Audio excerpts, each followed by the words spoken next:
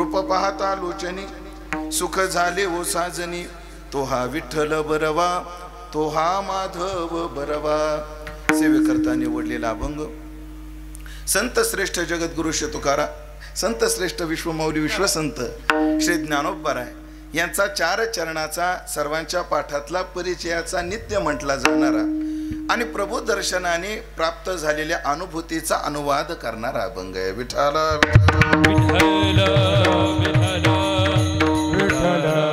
परम पावन आदिशक्तीच्या या पावन पंचकृषीमध्ये मार्कंडे ऋषीच्या या पावन भूमीमध्ये हनुमंतरायाच्या दरबारात उपस्थित सर्व भाविक सज्जन वैष्णव गुणीजन महाराज मंडळी यांच्या पावन आणि सन्माननीय उपस्थितीमध्ये जवळजवळ 2 शतकाचा प्रवास ज्या उत्सवाने चालवलेला आहे आणि द्विशताब्दीकडे ज्या सप्ताहाची वाटचाल चालू आहे की जो उत्सव वैकुंठवासी स्वानंद सुखनिवासी गुरुनाम गुरु सद्गुरु पाटील बाबा जोपळकर यांच्या कृपा आशीर्वादाने चालू झालेला आणि जवळजवळ तुमच्या 7 पिढ्यानं सांभाळलेला, किती पिढ्यानं?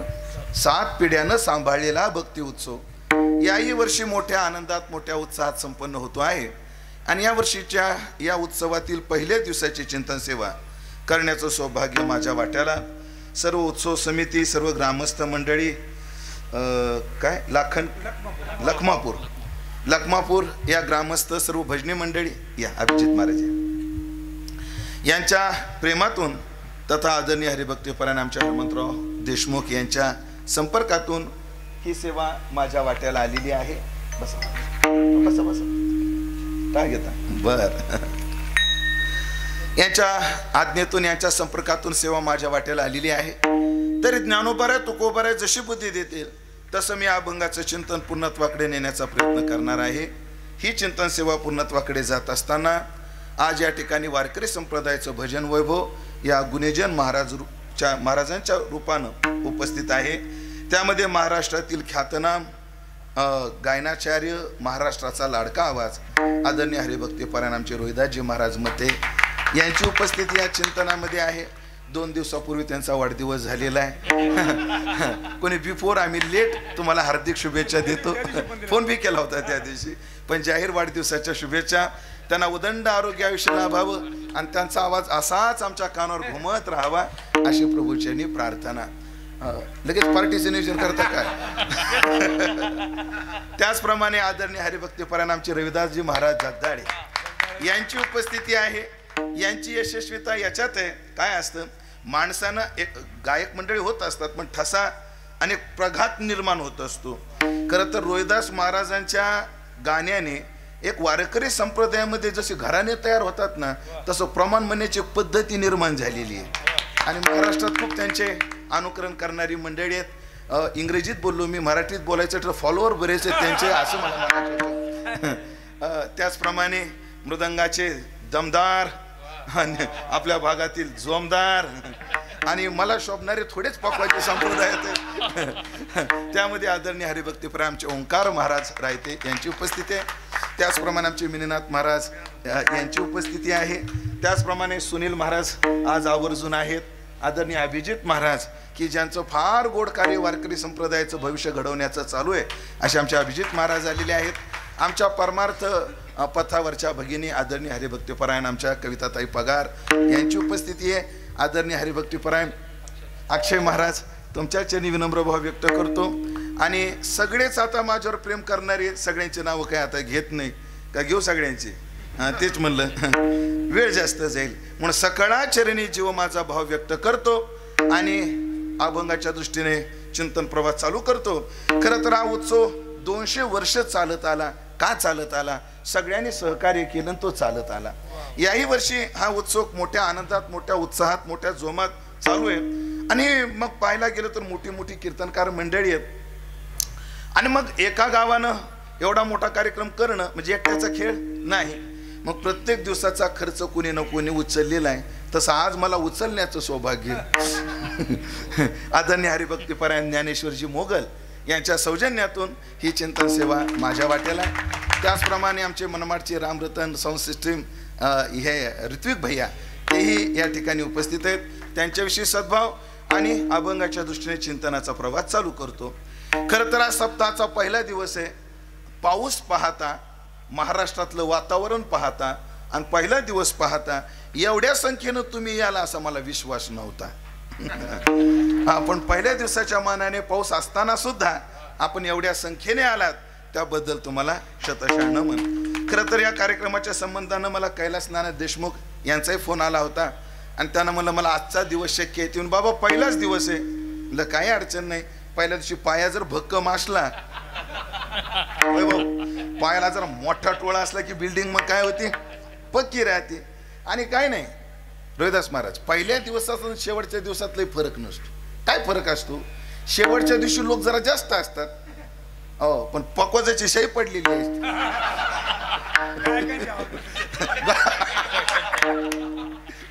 गायकाचे आवाज सुद्धा काय झालेले असतात, थकलेले असतात है ना. मग पहिल्या दिवशी गायक फ्रेश, पकवाजाची शाई सुद्धा एकदम फ्रेश. म्हणून काय नाही, पहिला काय शेवटचा काय, म्हणून आपण सेवेत उपस्थित आहोत.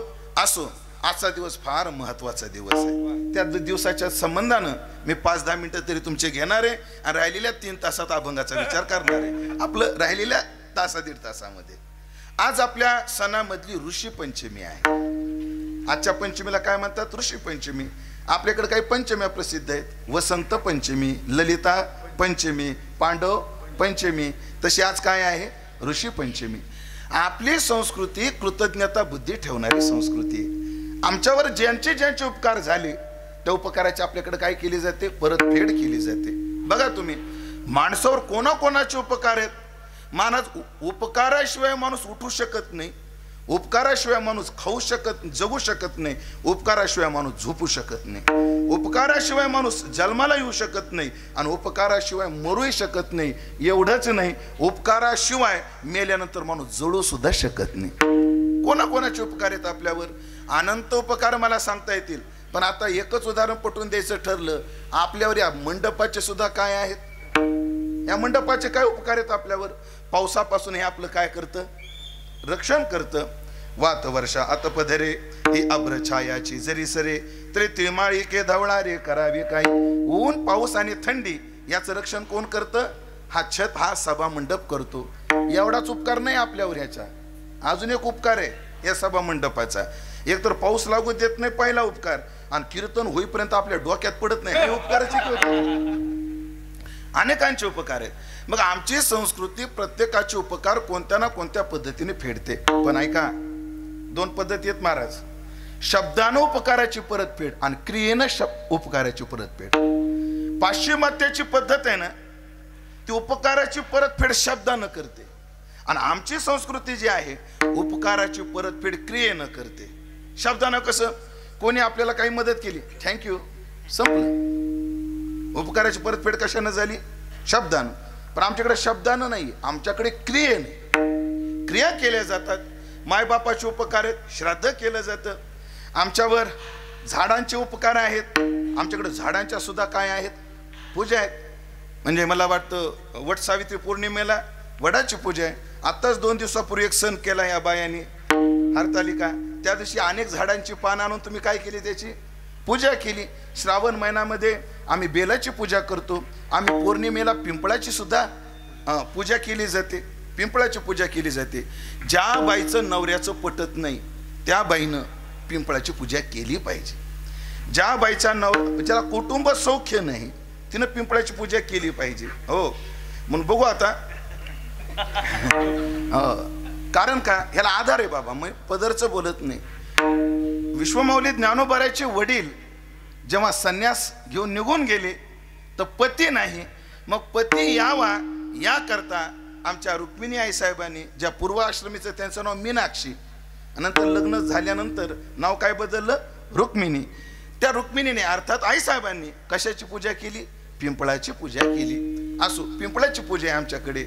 एवढंच नाही, आमच्याकडे सापाची सुद्धा पूजा आहे. कधी, श्रावण शुद्ध पंचमीला, नागपंचमीला सापाची पूजा आहे. कारण आपण लहानपणी ऐकले, साप शेतकऱ्यांचे मित्र आहेत. कारण शेतात अतिरिक्त झालेले उंदर कोण खाऊन टाकतो, साप खातो. सापाची सुद्धा काय आहेत, उपकार आहेत, त्याची सुद्धा पूजा आहे. एवढंच नाही, आपल्याकडे शेतामध्ये जे साहित्य असतं, आमच्याकडे आऊत म्हणतो आम्ही, औत शब्द आहे ना, औत. पुढे जे खोड असतं, खोड, आणि त्याला खाली एक लोखंडाची 3 बोटाची पट्टी असते, त्याला आमच्याकडे पास म्हणतात. पासच म्हणतात का? बर. आणि त्या खोडापासून पुढे एक लांब लाकूड असतं, त्याला आमच्याकडे धुरी किंवा दांडी म्हणतात. तुमच्याकडे काय म्हणतात? दांड. बरं, काय हरकत नाही. पुढे एक आडवं लाकूड असतं बैलाच्या खांद्यावर, त्याला आमच्याकडे जू म्हणतात. जू, अगदी बरोबर. त्याच्या बाजूला एक खिळा टाकला जातो, त्याला आमच्याकडे शिवळ म्हणतात. अगदी बरोबर. त्याच्या खाली आमच्याकडे एक गोल पट्टा त्याला गुंतवला जातो, त्याला आमच्याकडे जोत म्हणतात. तुमच्याकडे काय म्हणतात? जमते. मग 36 पैकी 18 तर नक्की जुळले. बाकी पुढचं पुढं बघू. आणि एक सगळ्यात महत्वाचं राहिलं त्या अवतामध्ये, सगळ्यात महत्वाचं, याच्यावर वजन ठेवण्याकरता एक लाकूड असतं. म्हणजे तुमच्याकडे रुमणं आहे काय? कोण्याही भागाचा रुमण्याला पर्याय नाही, कोण्याही क्षेत्राचा रुमण्याला पर्याय नाही. आणि मग त्या दिवशी आमच्याकडे त्या शिवळा, त्या जोत, त्याची सुद्धा काय केली जाते? दसऱ्याच्या वेळेला पासांची टिकाव, फावड, त्याची काय केली जाते? पूजा केली जाते, उपकाराची परतफेड. तुमच्याकडे पोळा कोणता? श्रावणी का भाद्रपद? श्रावणी. मग श्रावण अमावस्येला तुमच्याकडे कोणाची पूजा केली जाते? नवऱ्याची. कोण म्हणलं? बैलाची. हो. बैलाचे आमच्यावर काय आहेत? उपकार आहेत, त्याची पूजा केली जाते. तसं या सृष्टीच्या जडणघडणीमध्ये जसे अनेकांचे उपकार आहेत, तसे या देशाचा, हा देश जो आहे, या देशाच्या ज्या ज्या विशेषता आहेत, त्या देशातली एक विशेषता आहे ही हा देश ऋषी परंपरेचा देश आहे. इथं काय आहे? ऋषी परंपरा आहे. ऋषी, ज्या ऋषींनी आम्हाला संसार कसा करायचा हे शिकवला, ज्या ऋषींनी आम्हाला परमार्थ कसा करायचा हे शिकवलं, ज्या ऋषींनी आम्हाला वेदाचं अनाद्य ज्ञान आमच्यापर्यंत आणून दिलं, ह्या ऋषींनी आम्हाला कसं कर्म केलं पाहिजे ते सांगितलं, कोणतं केलं नाही पाहिजे हे सांगितलं. आणि मग अशा ऋषींची यादी फार मोठी आहे. 33 कोटी देव चामुंडा, 8 कोटी नाही 88 सहस्त्र ऋषी दिवटे तिष्ठती. हो, किती ऋषी आहेत? 88,000 आहेत. पण 88,000 ऋषीमध्ये प्रामुख्याने 7 ऋषीला आपल्याकडे पुढे घेतलं जातं. त्या 88,000 ऋषीचं प्रतिनिधित्व किती जणांमध्ये आहे? 7 जणात आहे. आणि त्याला आपण काय म्हणतो? सप्तऋषी, जे रात्रंदिवस या आकाशमंडलामध्ये फिरून समाजाकडे लक्ष देतात. म्हणून पहा, ऋषी परंपरा. बोलिले जे ऋषी साच भावे वर्ताया, वेद मार्गे मुनी गेले, म्हणजे ऋषी गेले. त्या ऋषीने आम्हाला मार्ग दाखवला. एक सांगू का? ऋषी मंडळींनी आम्हाला वाट दाखवली. ऋषी मंडळींनी काय केली? आम्हाला ऋषींनी वाट दाखवली. आणि बाकीच्या गावकरी आपलं दुसऱ्या लोकांनी वाट लावली. लोकांनी वाट लावली, पण ऋषींनी वाट दाखवली. तसे प्रत्येकाचे उपकार आहेत महाराज. तुमचा नाशिक पट्टा जरा त्र्यंबकच्या पुढचा, काही तुमचा भाग,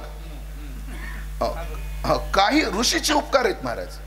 म्हणून अजूनही पहा, आपण ब्रह्मगिरीची परिक्रमा करताना तो हरिहर किल्ला लागतो ना, त्या हरिहर किल्ल्यावर आजही वाळू सापडते, आजही शिंपले सापडतात, की जे वाळू आणि ज्या शिंपल्या समुद्राच्या वाळूशी मॅच होतात. हरिहर किल्ला किती उंच आहे? याचा काय इतिहास आहे? याचा इतिहास असा आहे की आपल्याकडे इथं अगस्ती मुनी आले. अगस्ती मुनी आले. आता अगस्ती एक ऋषी आहेत, मुनी आहेत. अगस्ती ऋषीचे उपकार आमच्यावर काय आहेत? 2 मिनिटात सांगतो, जाईल थोडासा वेळ. हा विंध्याचल पर्वत आहे. विंध्याचल म्हणजे कोणता? महाराष्ट्र आणि मध्य प्रदेशची बाउंड्री जे आहे, विंध्याचल हा उभा होता. हा विंध्याचल काय होता? उभा होता. आणि तो वाढतच चालला होता. त्याची एवढी उंची वाढली, उत्तरेत प्रकाश पडायचा आणि दक्षिणेत अंधार पडायचा. तो एवढा मोठा मोठा होत चालला विंध्याचल. मग ऋषी सगळ्या देवांना प्रश्न पडला, अरे आपला दक्षिण भारत उष्णतेला विमुख राहिलाय, प्रकाशाला विमुख राहिलेला आहे, आणि प्रकाशाची तर नितांत गरज आहे. मग काय केलं? सगळ्यांनी अगस्ती ऋषी, त्यांचं नाव वेगळं आहे आधीचं, ते मला आता आठवेना. आणि मग अगस्ती ऋषी आले. त्यांना अगस्ती का म्हणतात ते सांगतो पुढं. अगस्ती ऋषी त्यांना पाठवलं दक्षिणेमध्ये, आणि तो विंध्याचल उभा दिसला. ऋषीने, ए विंध्याचल! घाबरला विंध्याचल, प्रगट झाला. बोला ऋषीवर. अरे मला पलीकडे जायचं, तू एवढा उंच, एवढा डोंगर चढू कधी आणि खाली उतरू कधी? मग मला पलीकडे जायचंय, आडवा पड म्हणले. जी ऋषी महाराज. आणि तो विंध्याचल काय झाला, आडवा पडला. विंध्याचल तो आडवा पडला आणि अगस्ती मुनी उत्तरेतून कुठं आले, दक्षिणेत आले. आणि दक्षिणेत आल्यानंतर कोण, अगस्ती मुनी दक्षिणेत आल्यानंतर त्यांनी सांगितलं त्या विंध्याचलाला, मी वापस येईपर्यंत तू पडून आडवच राहायचं आणि तू पुन्हा उभा राहील. याच्या करता अगस्ती मुनी जे इकडं आले परत तिकडे गेलेच नाही. आणि मग त्या अगस्त्यांना तप करायला जागा पाहिजे होती. मग त्यांनी समुद्राला विनंती केली, मला तप करण्याकरता जागा पाहिजे, तू जागा दे. म्हणून अकोले, काही विद्वानाचं मत आहे हे अंकई किल्ला आहे ना मनमाड जवळचा, तिथं बी अगस्ती मुनीचं काय दाखवलं जात, स्थान दाखवलं जात. आणि आपलं अकोले तिथून तर मुंबई पर्यंतचा सगळा प्रांत समुद्राकडून मागून घेतला. कोणी, अगस्ती मुनींनी. हो. आणि ते आल्यानंतर सगळ्यात आधी तपाला गेले आळंदीला. कुठं गेले, आळंदीला. म्हणून आळंदीचं वर्णन करताना म्हटलंय हे शिवपीठ शिवाचे आणि मूळ स्थान अगस्तीचे. त्या अगस्तीचं काय आहे, मूळ स्थान आहे आळंदीचं.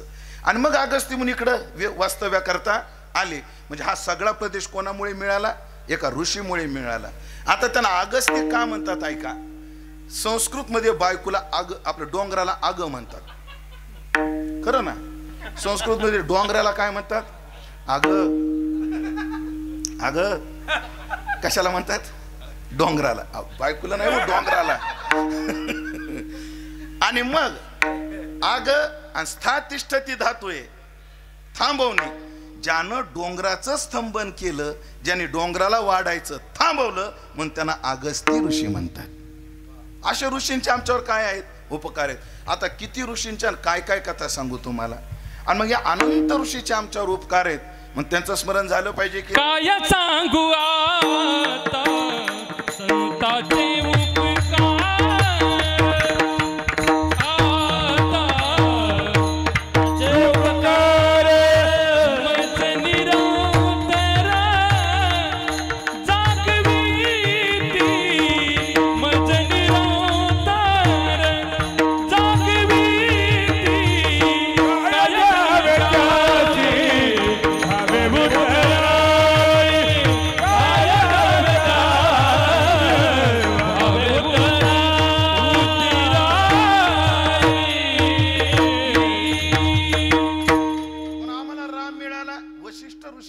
वशिष्ठांचे उपकार आहे ना.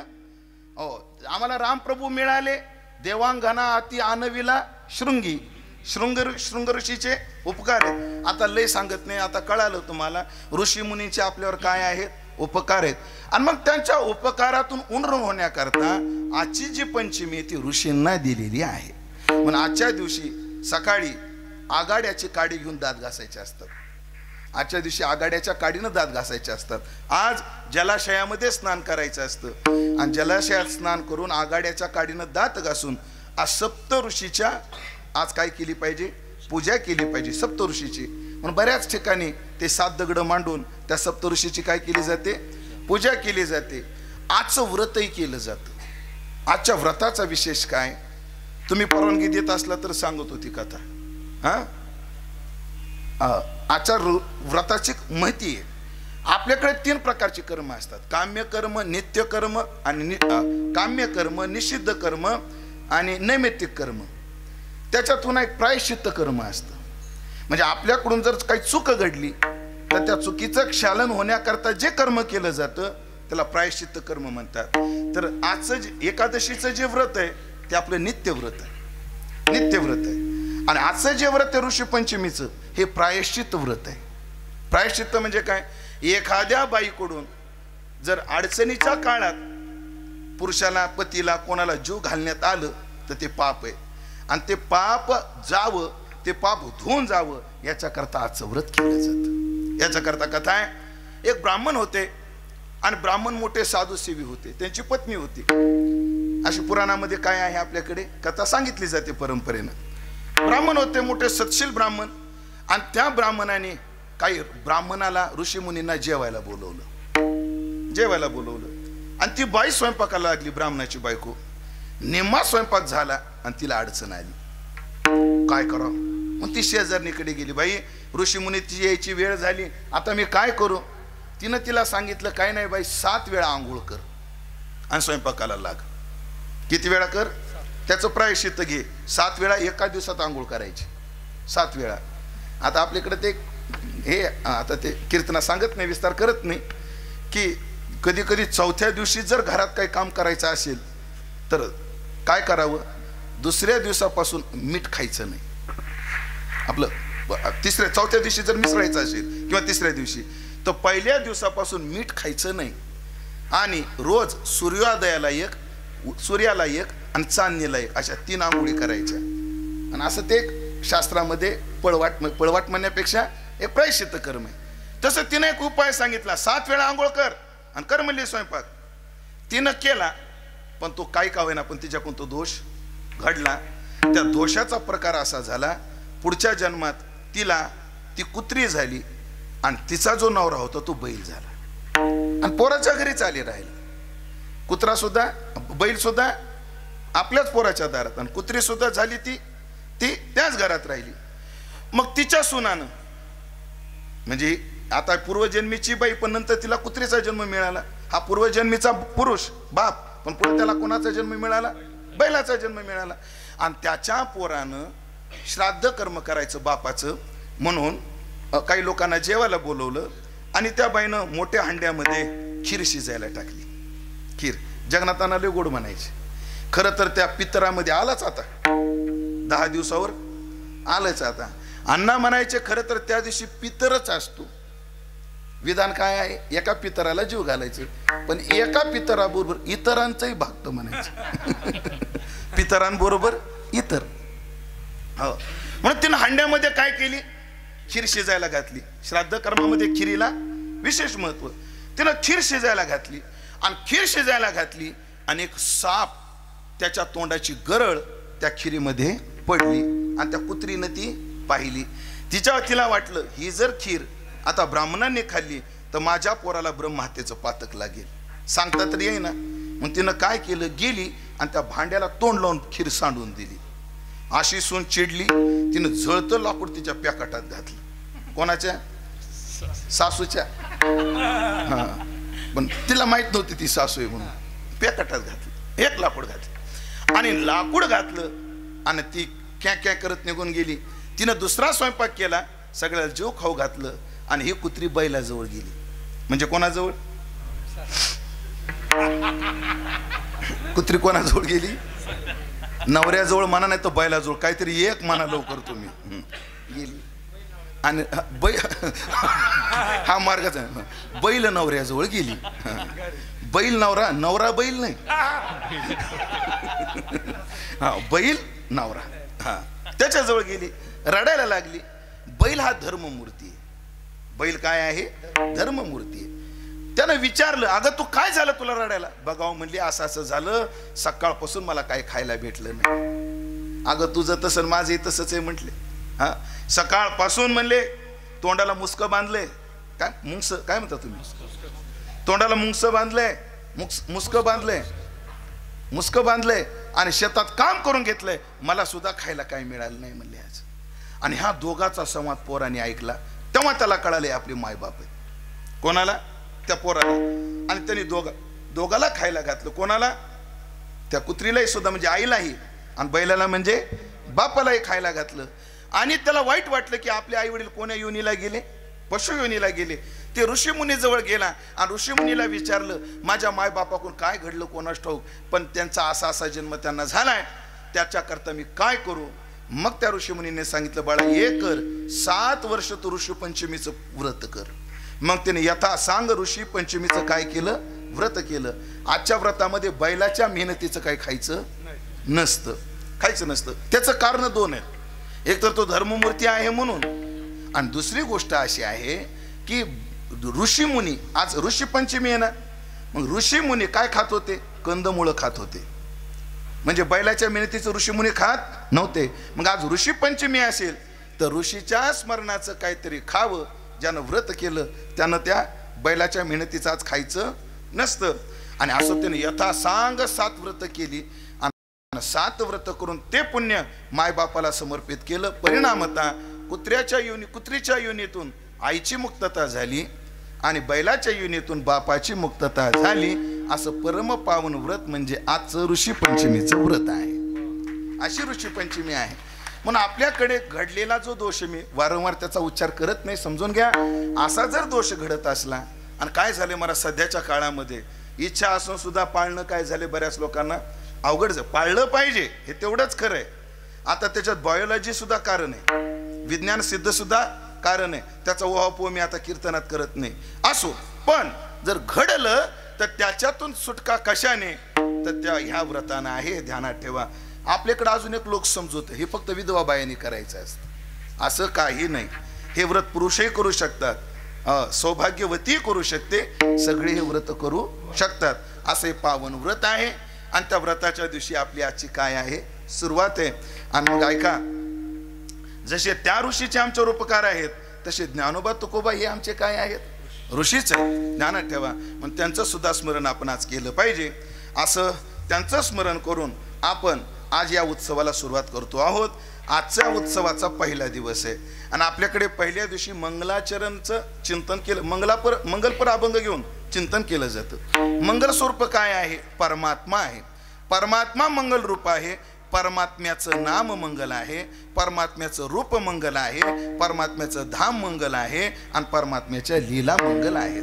नाम मंगल आहे, त्याचं रूप मंगल आहे, त्याचं धाम मंगल आहे, म्हणजे त्याचं गाव, तो ज्या गावात राहतो ते धाम मंगल आहे, आणि त्याच्या लीला मंगल आहेत. म्हणून आपल्या मंगलाचरणाचे जे अभंग आहेत त्याच्यामध्ये देवाच्या रूपाच्या वर्णनाचे अभंग आहेत. त्यातला एक मंगलाचरणातील अत्यंत प्रसिद्ध असणारा एक अभंग आज आपण निवडलेला आहे, की ज्या अभंगातून जगत विश्वमौली ज्ञानोबराय यांनी आपल्या अनुभूतीचा अनुवाद केलेला आहे. ऐका, अनुभव कोणाचा आहे, ज्ञानोबरायचा आहे. गरजेचं आहे का, फार गरजेचं आहे, फार गरजेचं आहे. काय जीवनामध्ये सफल होण्याकरता सफल माणसाचाच काय केला पाहिजे, अनुभव ऐकला पाहिजे. निष्फल माणसाचा अनुभव काय ऐकायचा. याला उदाहरण असं आहे, एक व्यापारी दिंडोरीवरून निघाला मुंबईकडं. कुठे निघाला, मुंबईकडे निघाला. मुंबईकडे निघाला, त्याचा मुक्काम नाशिकमध्ये पडला. आणि एक कळवणचा व्यापारी मुंबईचा व्यापार करून नाशिकमध्ये आला होता. म्हणजे कळवणचा कुठे आला, मुंबईवरून नाशिकला. आणि दिंडोरीचा कुठे गेला, दिंडोरीतून नाशिकला. दोघांची भेट झाली काळाराम मंदिरामध्ये. जुन्या काळात लॉज वगैरे नव्हत्या. जेव्हा लोकांनी लाजा सोडल्या तेव्हा लॉज निघाल्या. जुन्या काळात महाराज लोक कुठं राहायचे, मंदिरात, धर्मशाळेत. आता ऐकलं का, वाईट याचं वाटतं, जाऊ द्या. मला कशाचं वाईट वाटतं, माझ्या मनात काय ते तुमच्या ध्यानात आल्यामुळं मी त्याची वाच्यता करत नाही. असो, मंदिरात भेट झाली. राम राम पाहुणे, पाहुणं राम राम. अहो राम राम ना, ओळख असो नसो राम राम करायचा असतो, अशी पद्धत आहे आपली.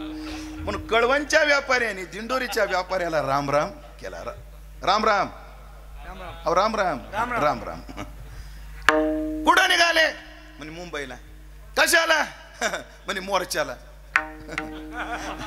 मोर्चा तर पोहोचला ना, आता कसे निघाले, म्हणे व्यापाराला निघालो. मुंबईला व्यापाराला का निघाले, काय नाही म्हणले, आता दिंडोरीपेक्षा मला वाटतं काहीतरी फायदा होईल, मुनाफा जास्त होईल, म्हणून मुंबईच्या व्यापाऱ्याला निघालो. कळवणचा व्यापारी मला जाऊ नका, जाण्यात काही मजा नाही, जाण्यात काही मजा नाही. का मजा नाही, थर्ड क्लास म्हणे मुंबईची बाजारपेठ. आपण झालं काय बघा ना, म्हणले 1 लाखाचं भांडवल घेऊन गेलो होतो आणि 50,000 घेऊन निघालो वापस. म्हणून माझा सल्ला आहे, तुम्ही जाऊ नका. दिंडोरीचा लय हुशार होता. थोडं व्यापारी बुद्धीनं वाक्य ऐका एवढं. दिंडोरीचा व्यापारी म्हटला, मी मुंबईला जावं का न जावं हा सांगण्याचा अधिकार तुम्हाला नाही. म्हणे का, ज्याला आपला व्यापार 50% लॉस मध्ये चाललाय हे ज्याच्या लक्षात येत नाही, त्याला व्यापार काय करता येईल. मुद्दलात पडे तोटा, ऐसा खोटा उदीम, ऐसा खोटा उदीम, ऐसा खोटा उदीम. मुद्दलात पडे तोटा, ऐसा खोटा उदीम, ऐसा खोटा उदीम, ऐसा खोटा उदीम. अरे मुदलामध्ये पडे तोटा नाहीसा खोटा उदीम. ज्या व्यापाराला आपलं मूळ मूळ भांडवल 50% कमी होत चाललंय हे लक्षात येत नाही. त्या व्यापाऱ्याला किती अक्कल आहे व्यापार करायची. व्यापारी असा असला पाहिजे, त्याचा रोज ताळेबंद पक्का पाहिजे, आणि त्याला कधी रात्री गेलं आणि विचारलं जमा काय नावे काय, त्याला एका मिनिटात एक अमाऊंट सांगता आली पाहिजे. कारण तुका म्हणे ताळा नाही त्याची अवकाळा. हा नाही शब्द लय मजा करतो भाऊ. तुका म्हणे ताळा नाही त्याची अवकाळा. तुका म्हणे ताळा नाही त्याची अवकाळा. आता नाही इकडे घ्या. तुका म्हणे ताळा नाही त्याची अवकाळा. तुका म्हणे ताळा नाही त्याची अवकाळा. तुका म्हणे ताळा नाही त्याची अवकाळा. आणि ताळा नुसता व्यापारातच पाहिजे असं नाही, आचारात बी ताळा पाहिजे. तुकोबारा म्हणतात चुकलिया ताळा वाती घालून बैसे डोळा, आणि दुःख पावयाचे मूळ राहणी ठाव नाही ताळ. ज्याच्या वागण्यात ताळा नाही त्याला दुःख भोगावंच लागतं, वाजच नाही. ताळा पक्का पाहिजे. आणि जर तुम्हाला 50% भांडवल लॉस मध्ये चाललंय, तोपर्यंत जर तुम्ही जागे होत नसाल तर तुम्हाला व्यापाराबद्दल बोलण्याचा अधिकार नाही. सकाळी उठा, तुम्ही कळवण गाठा, पठ्या मुंबईला जाणारच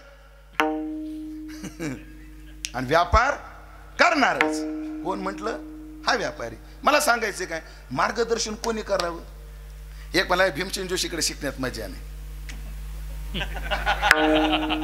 का बघा ना म्हणे संगीत विशारद झालो पण स्वर लागला नाही. आता दोष कोणाचा? असंच होतं महाराज. हे आम्हाला आळंदीला जे पोरं पाठवतात ना, वाईट वाटू देऊ नका बरं. अभिजित महाराज आपले अनुभव आहेत. आमच्याकडे जे पोरं पाठवता ना तुम्ही, 2 वाक्य लक्ष देऊन ऐका. एक तर तुम्ही तयार पोरं पाठवत नाही, हा ते पोरग तयार नसतं, आणि दुसरे असं ते पोरग बी तयार नसतं.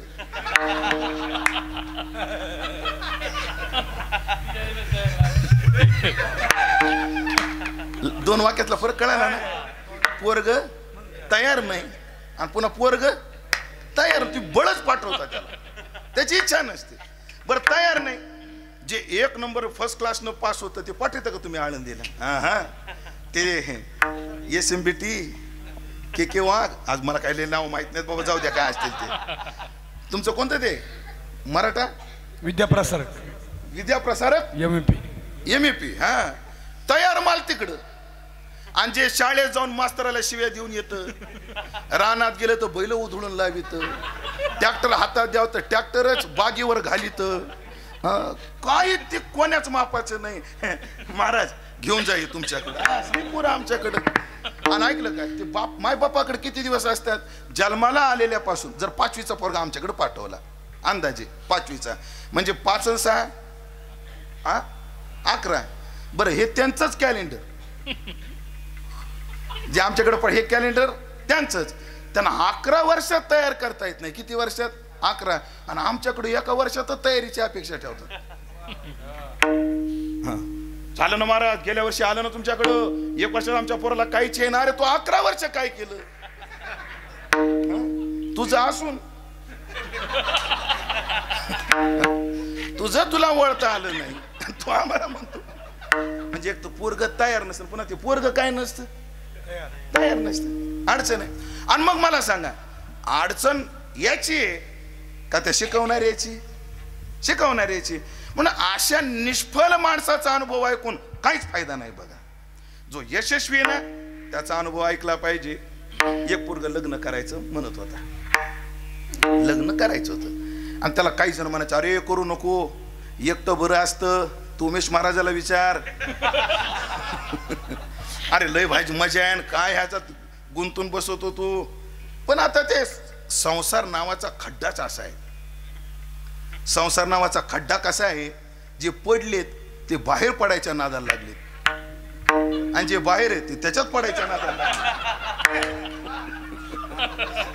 जे आत पडले ते कधी कधी बाहेर पडल याचा त्यांना काय जिज्ञासा. आणि जे बाहेर आहे, तू आत आहे का बाहेर आहे? बाहेर पडायचंय का? नाही ना, आपल्या गाडी जागा आहे, कालची नको. आपली गाडी येतच आहे बघ, इनोवा गाडी. 2277 असो. आणि मग काही म्हणायचे लग्नात लय त्रास आहे, काय म्हणायचे करच. आणि मग त्याने एका मित्राला विचारलं, का रे खरंच लग्न केल्यावर त्रास असतो? असतो म्हणे 2-3 महिने. ऐका बरं, लय वाक्य महत्वाचे. 2-3 महिने असतो म्हणे त्रास. 2-3 महिने पुन्हा त्रास बंद होतो का? नाही म्हणले. मग त्या त्रासाची सवय होती म्हणजे 2-3 महिने होतो त्रास, पुन्हा त्याची काय होते, सवय होऊन जाते.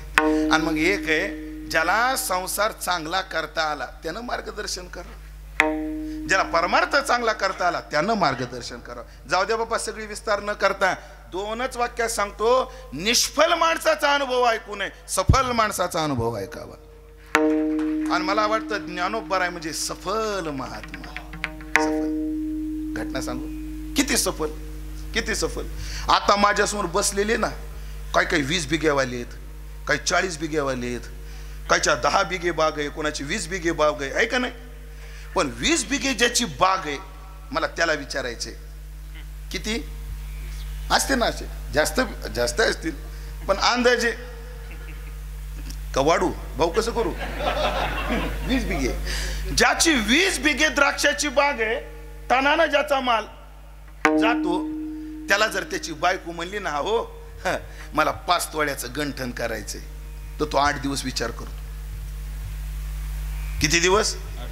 अगं तुला काय लागलं, पावडरीची रेट काय झाली, हा, आणि तुला 5 तोळ्याचे जर मी गंठनच केलं तर चौफुल्याला कशानं जाऊ, ढाब्यावर कशानं जाऊ. म्हणजे 5 तोळ्याचा दागिना करण्याकरता 20 बिघ्यावाल्याला किती दिवस विचार करावा लागतो? 8 दिवस काय, महिनाभर विचार करावा लागतो. ज्याच्या नावावर एक गुंठा जागा नाही, ज्याच्या नावचं काहीच नाही, अशा माझ्या ज्ञानोबारायाला नुसता कळस करावा वाटला तो 2 महिन्यात 27 किलो सोनं आलं. म्हणजे किती ताई? 27 किलो. किती किती? आणि किती महिन्यात? आषाढीला संकल्प झाला, आषाढ कसा तरी संपला आणि श्रावण अष्टमी पर्यंतच गेला. 1.5 ते 2 महिन्यामध्ये लोकांनी 27 किलो सोनं दिलं. ज्या आळंदीत माझ्या ज्ञानोबाऱ्याला खापर मिळालं नाही, त्या आळंदीत माझ्या ज्ञानोबाऱ्याला 27 किलोचा कळस आहे सोन्याचा. किती सफल जीवन. ज्या गावात कोणी मानत नाही त्या गावानं पूजा करणं ही व्यावहारिक दृष्ट्या काय आहे? सफलता आहे. ही व्यवहारातली जाऊ द्या, आता परमार्थातली सफलता पहा. काय परमार्थातली सफलता? काय परमार्थातली सफलता? एक आहे, आम्हाला देवाचं प्रेम मिळालं पाहिजे. आणि परमार्थाची सफलता काय? आम्हाला संतांचं प्रेम मिळालं पाहिजे. आपल्या कीर्तनाचा फायदा काय? आपल्या भजनाचा फायदा काय? माझे गुरुजी एक वाक्य बोलायचे, मला सांगायच्या आधी भरून येत, गुरुजी आपलं भजन कधी पूर्ण झालं, आपल्या भजनाचं फळ आम्हाला कधी मिळालं? बोधे बाबा काय म्हणायचे माहिती का? गुरु रे बोधे बाबा म्हणायचे, ज्या दिवशी ज्ञानोबा म्हटलं की टचकन डोळ्याला पाणी येईल, समजून जावं आपलं भजन पूर्ण झालं. काय झालं पाहिजे? ज्ञानोबा म्हटलं की डोळ्याला काय आलं पाहिजे? पाणी आलं पाहिजे. मग ते भजन कशाचे असो, काही निमित्तानं असो, पण ज्ञानोबा म्हटलं. पाहिलेत महाराज मी अशी माणसं, एक ऐकले आणि एक पाहिले. दोंदेकर होते म्हणतो, दोंदेकर गुरुजी होते महाराज. दरबारी गाणारा माणूस, फार लयकारीनं. आता युट्यूबला आहेत त्यांचे काही गाणं, एक अभंग गायला पाऊण तास चालायचा त्यांचा, एकदम लयकारीनं गाणं, सुंदर गाणं. पण कायम काय करायचे माहितीये का? त्याला ध्यान झालं की तंबोरा उचलायचे आणि माऊलीच्या मंदिरात जायचे. आणि जो कारंजा मंडप आहे का, कारंजाच्या मंडपामध्ये तानपुरा लावून फक्त एकच भजन करायचे, माझे ज्ञानेश्वर माऊली. त्यांचं भजन आहे. आता मला तेवढं गाता येणार नाही. आणि तासन तास नुसतं ज्ञानोबा म्हणायचे. त्या काळात सदानंद गुरुजी, जयराम महाराज भोसले, विठ्ठल महाराज घुले, ही मंडळी त्या सुवर्ण पिंपळाजवळ बसून शांत ऐकायचे. आणि दोंदेकर गुरुजी डोळ्यात पाणी येऊन भजन करायचे. हे दोंदेकरांचं ऐकलंय मी, पण जयराम महाराज भोसलेंचं पाहिलंय मी.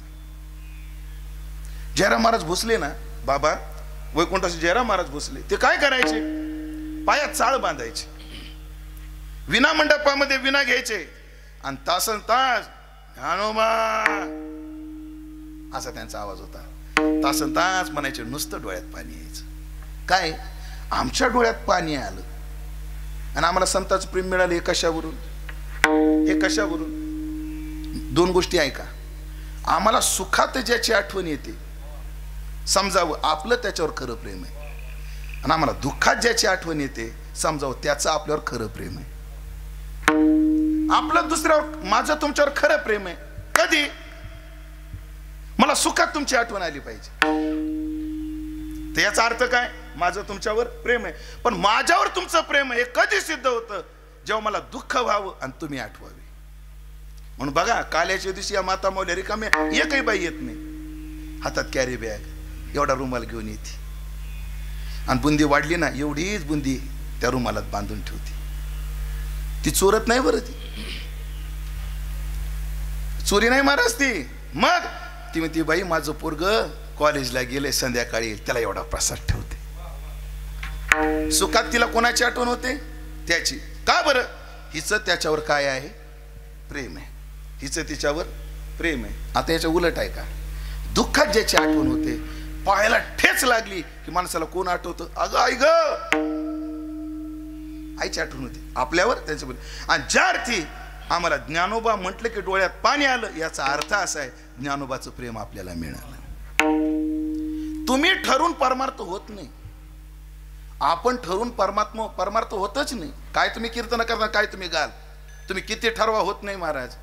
त्यांनी ठरवलं पाहिजे ह्याच्याकडून करून घ्यायचे, त्यानं ठरवलं पाहिजे ह्याच्याकडून करून घ्यायचे, त्यानं ठरवलं पाहिजे.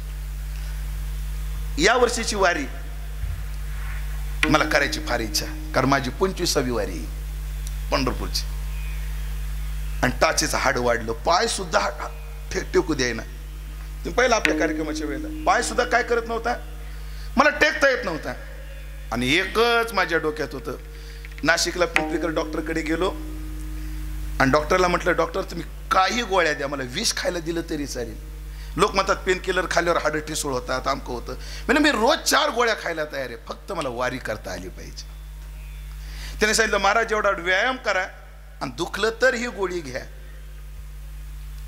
आळंदीत ज्ञानोबाच्या समाधीजवळ गेलो. म्हणलं, ज्ञानोबा माऊली आता माझी वारी मला इच्छा आहे पूर्ण करायची, तुम्ही करून घ्या. महाराज असा अनुभव आहे माझा, चालायला सुरुवात केली, तुम्ही त्याला बायोलॉजी म्हणा किंवा माझ्या ज्ञानोबराची माझ्यावर झालेली कृपा म्हणा, पूर्ण वारी चाललो. जिस दिन से तू सच्चे मन से उसका हो जाएगा, करो भरोसा पक्का तेरे सामने वो आएगा. ओ हाथी सिर पे फिराएगा, हाथी सिर पे फिराएगा, आभास जरूरी है, विश्वास जरूरी है. ओ तेरा साथ निभाएगा ना, तेरी फिक्र बनाएगा, विश्वास जरूरी है, विश्वास जरूरी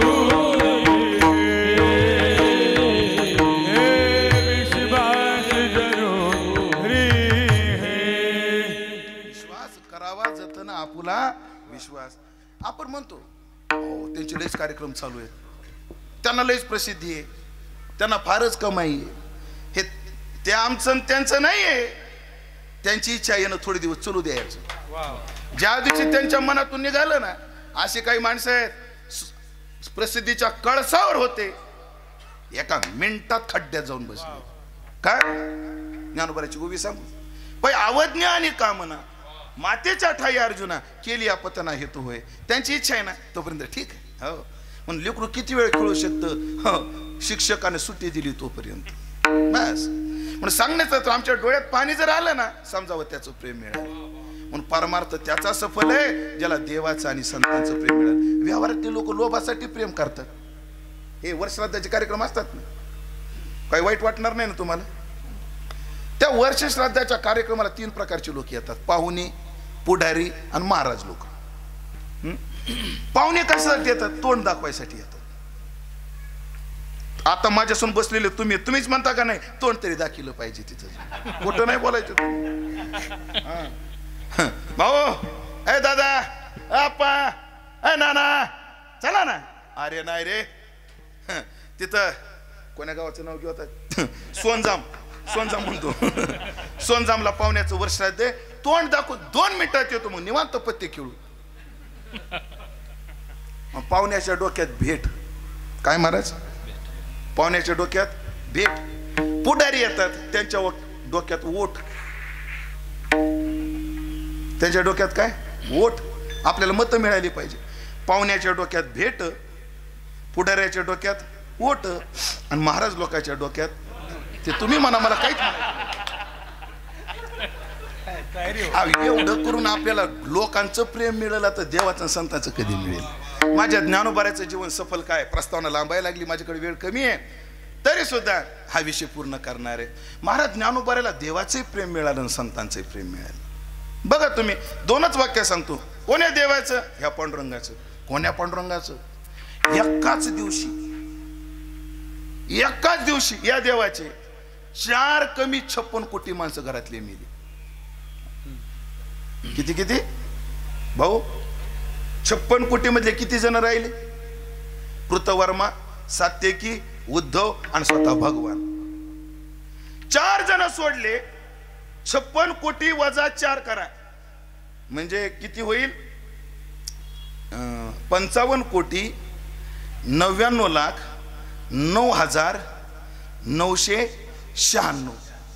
एवढे माणसं एका दिवशी मेले. डोळ्याला थेंबर पाणी नाही आलं त्याच्या. डोळ्याला थेंबर पाणी आलं नाही.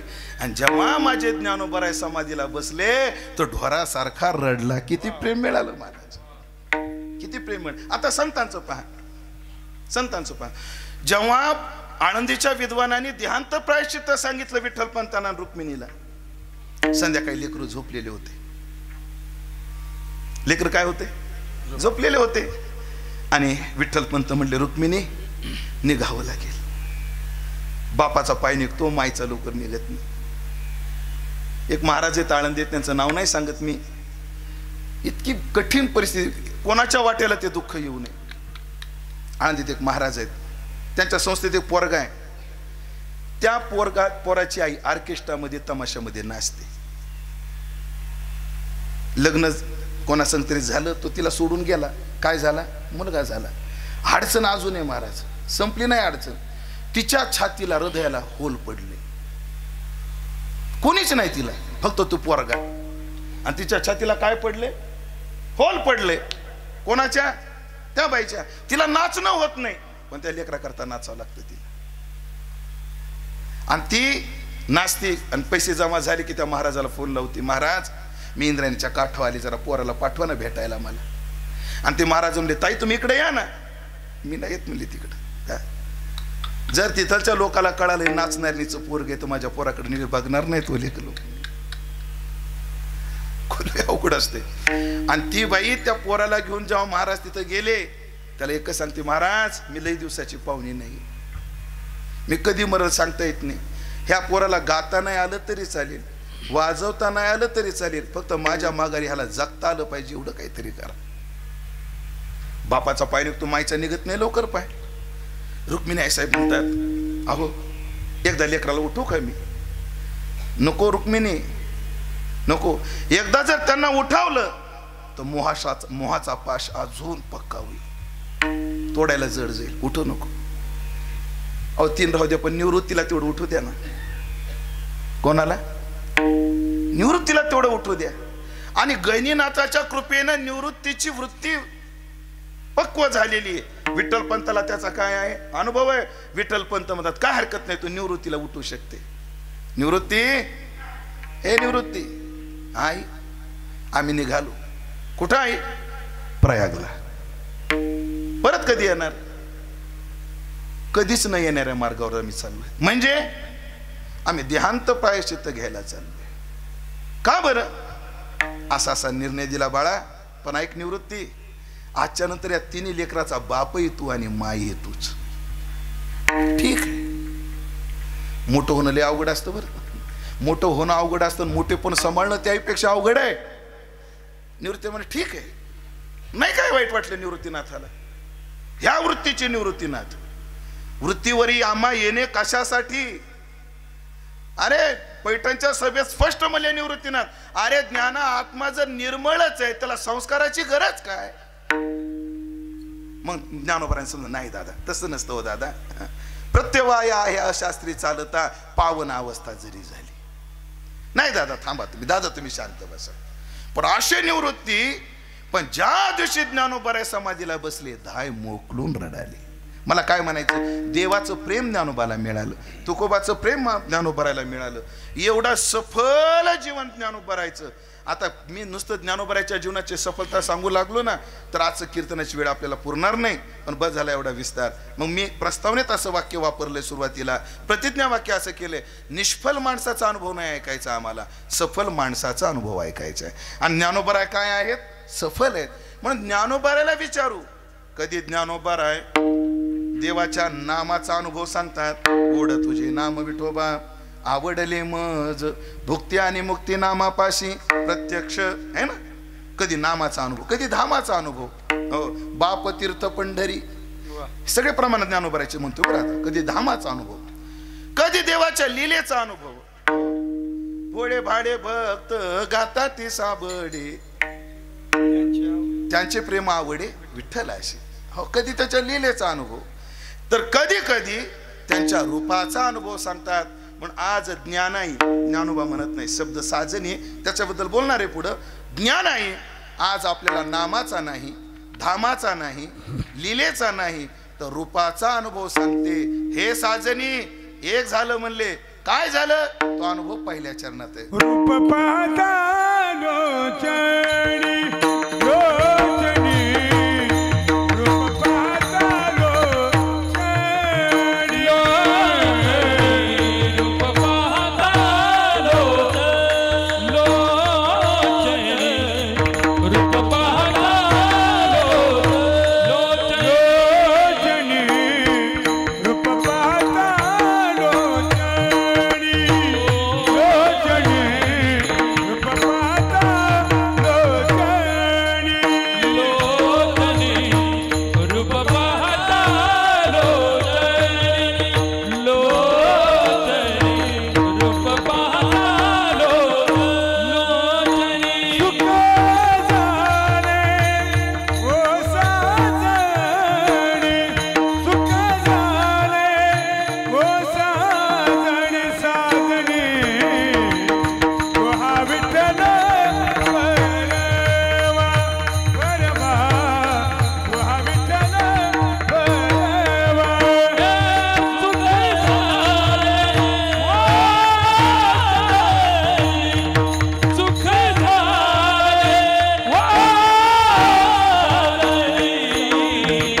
तो हा विठ्ठल परवा, तो हा विठ्ठल परवा.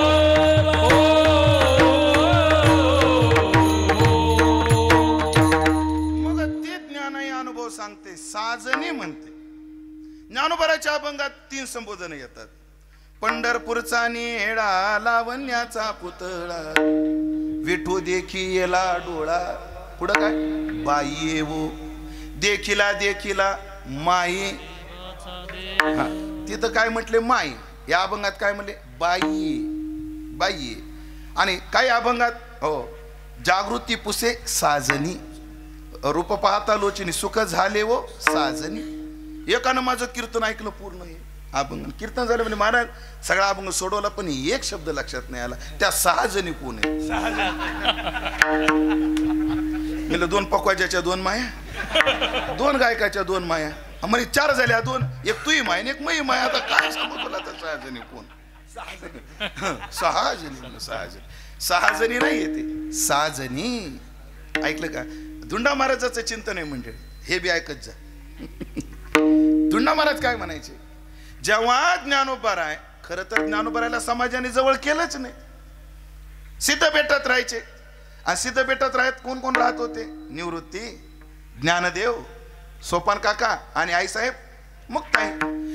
मग ज्ञानोबारायला परमार्थातला अनुभव आला, मग कोणाला सांगायचा? गावकरी सावली पडू देणार तर ऐकतील का? आणि तुम्हाला अजून सांगतो, खास करून या लाडक्या बहिणींना, आपलं ह्या माता माऊल्यांना, आपल्या संसारात, सगळ्याच्या संसारात काही चांगले अनुभव नाही. काहीचे चांगले आहेत, काहीचे वाईट आहेत का नाही? काहीचे वाईट अनुभव. बरं चला आपण इथं तपासू. ज्या ज्या बाईला मनासारखी सून भेटली तिनं हात वर करा बरं.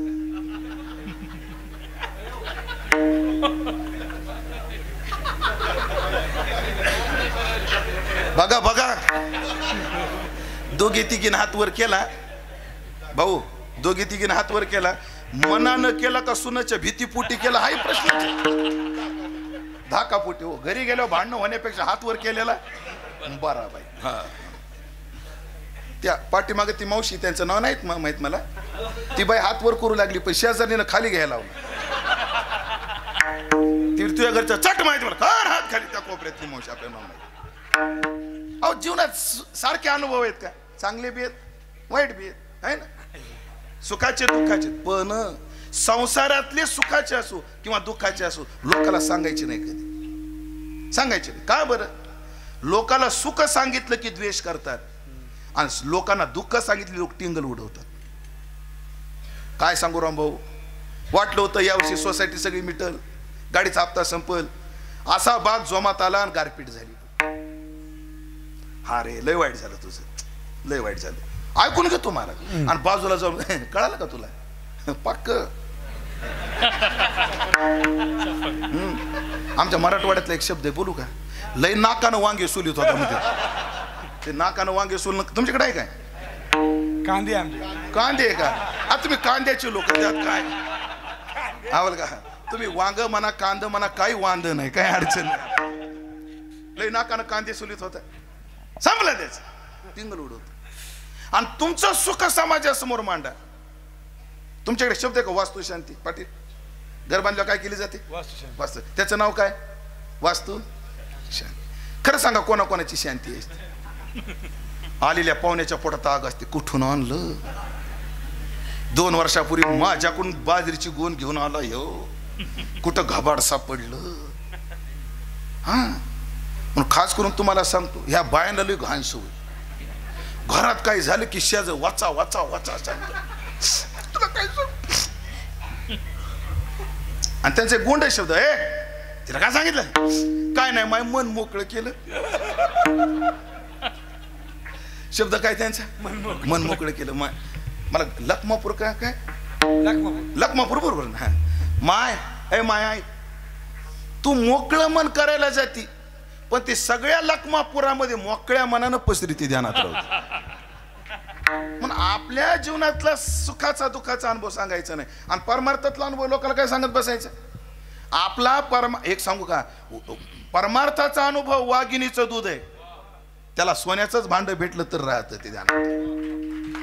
नाही तर सहज तुम्ही बोलून बघा एखाद्याला, काय सांगू भाऊ तुला, रात्री माझ्या स्वप्नामध्ये ज्ञानोबा आले, काय सांगू तुला? हा हा वा वा म्हणतो, तेवढं ऐकून घेतं आणि बाजूला जाऊन म्हणतं ह्याच्या स्वप्नात ज्ञानोबा येणार आहे, ह्याला गावाचं पुरण आहे. हा, एक नारळ सोडित नाही साप्त्याला गेल्यावर, गाडी नाही तरी पिशवीत बांधून नेत आणि ह्याच्या स्वप्नात ज्ञानोबा येणार. लोक लय विचित्र. म्हणून माझी जातीचे मज भेटू कोणी.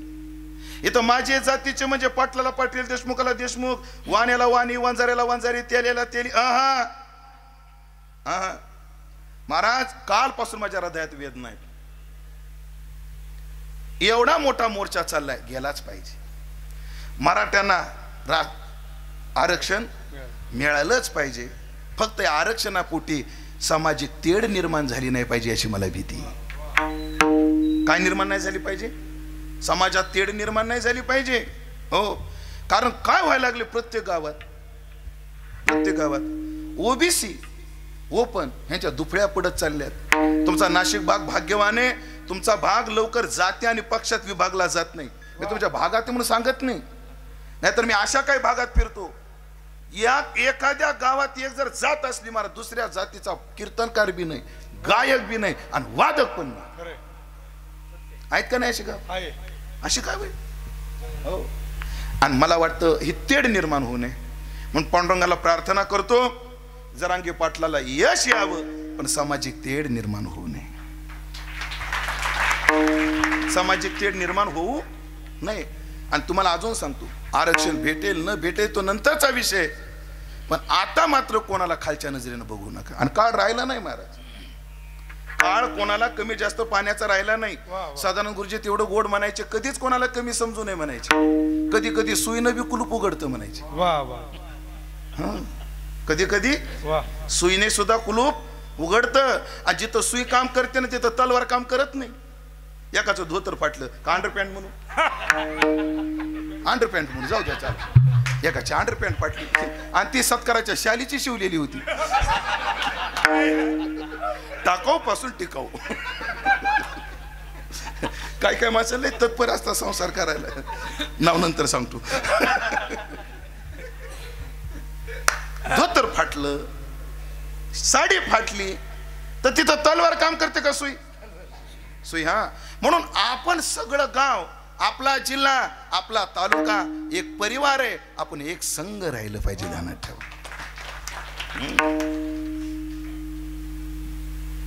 असो,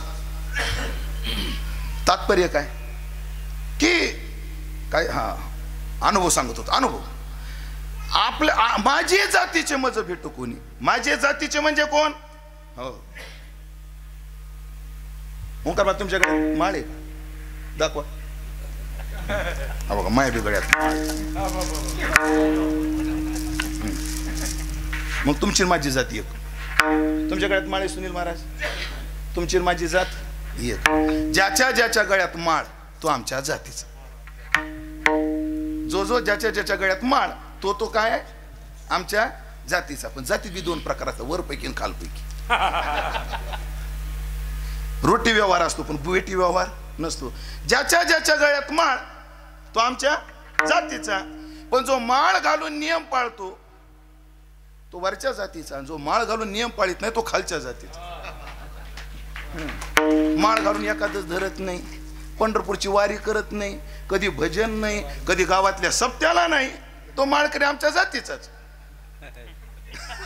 पण कसा? तो खालपैकी. त्यांचा आमचा रोटी व्यवहार नाही, बेटी आपलं बेटी व्यवहार नाही. जातीचे पाहिजे. तो का म्हणे येते पाहिजे जातीचे. आणि मग अनुभव सांगावा कोणाला? मग सांगण्याकरता निवृत्तीनाथ आणि मुक्ताई, आणि दोघी जातवान. वयाने लहान सोपान काका आणि मुक्ताई, आणि वयानं मोठे निवृत्तीनाथ.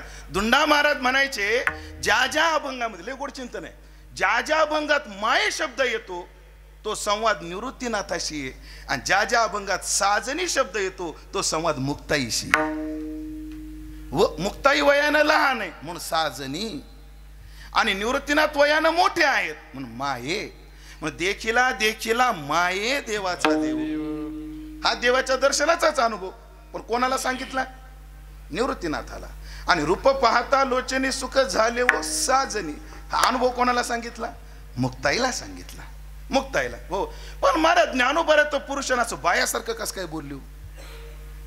आपल्याकडे ज्याचे त्याचे नाम, सर्वनाम, हा, तो ती ते, तो पुल्लिंगी, ती स्त्रीलिंगी, तो ती, तो पुल्लिंगी, ती स्त्रीलिंगी, आणि ते नपुसकलिंगी. एका पोराला सांगितलं, पोरानो सांगा बरं, पटवून द्या, सर्वनाम चालवा. पोरग म्हणला, गुरुजी ती शाळा स्त्रीलिंग, तो फळा पुल्लिंग, ते गुरुजी नपुसकलिंग. असा गुरुजीनं रेमटीला. त्याला चालताच येईन. आज कीर्तनाला येतो म्हणलं होतं पण अजून आलेलं दिसेना मला. आपल्याकडे ठरलेली भाषा आहे, पुरुषानं पुरुषासारखं बोलावं. मी जर एखाद्या बाईला म्हणलं, ताई चला ना कीर्तनाला, वा पुढं आलो. आता नांदेड भागात असंच बोलतात, तो भाग सोडून द्या. पण एखाद्या पुरुषाला जर स्त्रीला म्हटलं, ताई चला ना कीर्तनाला, आलो, ऐकायला कसं वाटतं? हा, एखाद्या पुरुषा, चला ना भाऊ कीर्तन, वा पुढं आले, शंका येते, बरं नाही वाटत. मग ज्ञानोबा पुरुष असून स्त्रीसारखं का बोलतात? त्याचे कारण आहे महाराज. परमार्थात यशस्वी पुरुष होत नाही, स्त्री लवकर होते. म्हणजे म्हणजे म्हणजे परमार्थाकरता जे गुण लागतात ते पुरुषात कमी आहेत, स्त्रीमध्ये सहज आहेत. सहज आहेत. परमार्थात लागतो त्याग, पुरुषापेक्षा स्त्री त्यागी आहे. ज्या दिवशी कळालं तिला, बाई तुला देशमुखाकडे दिलं, हनुमंतराव आडनाव काय तुमचं, दळवी, बाई तुला दळवीकडे दिलं, ती एका मिनिटात बापाचं नावाचा त्याग करते, आडनावाचा त्याग करते, मैत्रिणीचा त्याग करते, लहानपणापासून ज्या घरात राहिली त्या घराचा त्याग करते, तिच्या ज्या सवयी असतात त्या सवयीचा त्याग करते. त्यागमूर्ती महाराज. बघा तुम्ही, सणाला सगळ्यात आधी कोण उठते, बाई का पुरुष? माता माऊली उठते. पुरणपोळी जर करायची ठरली तर बाजरी कोण शिजायला घालते? काय झालं? बाजरी नाही, मग काय असतं पुरणपोळीला? कोणतं काय असतं? असतं काय मग? मला माहिती, मी वापस आहे का नाही बाबा, चिप पाऊस पडायला लागलं, रान चिबड झाले का काय, आपलं वापसा तपासून मग पेरावं असं मला वाटलं. बाकी काय? पहा माझ्याकडे, डाळ कोण शिजायला घालते? स्त्री. पुरण कोण वाटते? बोला की. स्त्री. पुरणपोळ्या कोण करते? भजे कोण तळते? रशी कोण करते? कुरड्या कोण तळते? आणि गरम गरम कोण खात? अरे खाल्लेल्या अन्नाला जागा रे, बोला काहीतरी. मला स्त्रीच्या नशिबाला तरी तरी ह्याला बुडाचा गाळ हिला, आख्खे भजे ह्याला, सारा चुरा हिला, आख्खी पुरणपोळी ह्याला, फुटलेल्या राहिलेले तुकडे हिला. अजून एकही बाई जन्माला नाही आली चांगले भजे पुरुषाने खाल्ल्यामुळे पुन्हा दुसरे भजे तळून खाणारी. फक्त आता मोबाईल मुळे काय काय अपडेट झाले. हे जुन्या बायांचं सांगतो. आता मोबाईलने एवढ्या अपडेट केल्या, बाया तळता तळता 2 घाणे खाऊन घेतात आधीच, म्हणजे पण अपडेट. त्याग. परमार्थात काय लागतो? त्याग. त्यागीने की अमृतत्व मानशो. स्त्री त्यागी. परमार्थात लागतं समर्पण. परमार्थात काय लागतं? समर्पण. पुरुषांपेक्षा स्त्रीचं समर्पण जास्त. किती समर्पण पहा ना. तिनं नवऱ्याला प्रत्येक इंद्रिय समर्पित केलं. कपाळ तिचं पण कुंकू त्याचं, कानीचे पण नथ त्याचे, नाखीचं पण झुंबर त्याचे, गळाईचा पण पैंजण त्याचे. हाय वापसाय वापसाय वापसाय. शरीरीचं सत्ता त्याची. समर्पण. परमार्थात शिस्त लागते. पुरुषांपेक्षा स्त्रियांकडे शिस्त जास्त. बघा तुम्ही, कीर्तन झाल्यानंतर महाराजाचं दर्शन घ्यायला 10च माणसं येऊ द्या, एवढा दांबडू घाली ते पार. एक तर दर्शनाला एवढ्या गडबडीने आलं, माझ्या डोक्यावर पाय ठेवला, मला महाराज कुठे, त्या पाया खाली. म्हणजे असं खड्ड्यात होतं बसलो मी, बाकी काही नाही. स्त्रिया किती असू द्या शिस्तीत. पुरुष बघा, स्त्रिया बघा, हळदी कुंकाला 100 बाया येऊ द्या, पण बरोबर ते 2दा कुंकू, 1दा हळद. नाजूक. पुरुषांचं तसं नसतं. त्या सातारा भागात मला कीर्तन आणि असं वाटीत बुक्का होता. एकाला सांगितलं घालार, त्यानं असा खोंगाच भरला बुक्याचा ना, असा भंडाराच वाढला. हो, भंडाराचा असा काळा.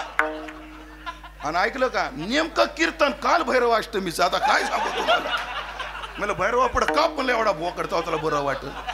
शिस्तच नाही पुरुषाने. अरे बाबा थांब ना, 15 मिनिटं राहिले बाबा, डिझेल पुरतं करू दे मला.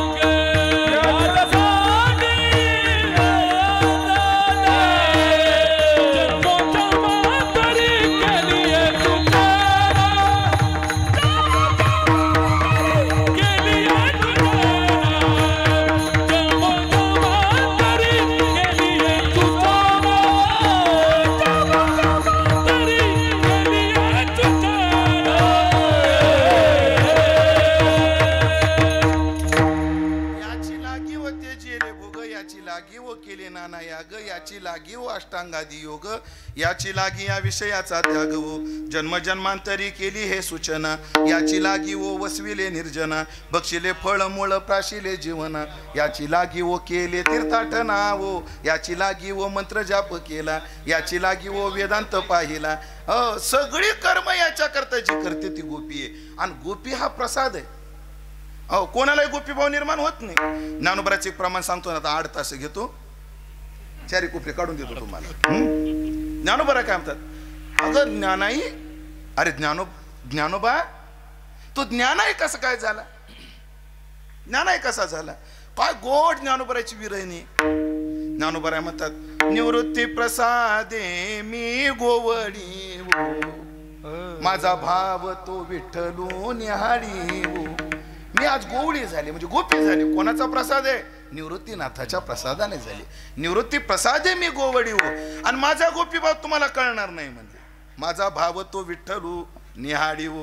म्हणून हे साजनी मी रूप पाहिलं आणि मला सुख झालं. ज्या अर्थी सुख झालं त्या अर्थी ते रूप सुंदर असलं पाहिजे. किती सुंदर आहे, पण ते रूप कोणाचं आहे, तो हा विठ्ठल बरवा, तो हा माधव बरवा. बाई तू ज्याचं रूप पाहिलं त्याचं नाव काय, विठ्ठल. तो कोण आहे, माधव. बघा ना, शब्द 2 आहेत, विठ्ठल आणि माधव.